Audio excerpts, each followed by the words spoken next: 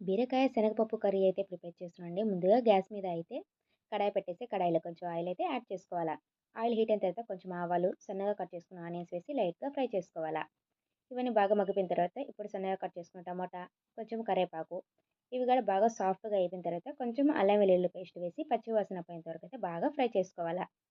ఇలా బాగా ఫ్రై అయిపోయిన తర్వాత ముందుగా కట్ చేసి పెట్టుకున్న సన్నగా అయితే బీరకాయ ముక్కలు యాడ్ చేసుకోవాలా. ముందుగా 1 అవర్ ముందైతే శనగపప్పునైతే నానబెట్టుకున్నాను. అది కూడా వేసుకొని మొత్తం ఒకసారి అయితే బాగా కలుపుకోవాలా. ఇలా బాగా కలుపుకున్న తర్వాత ఇంకా రుచికి సరిపడా ఉప్పు, కొంచెము పసుపు అన్నీ వేసి ఒకసారి అయితే బాగా కలుపుకొని మూత పెట్టేసి ఒక 10 మినిట్స్ అయితే ఉడికించుకోవాలి మీడియం ఫ్లేమ్‌లో.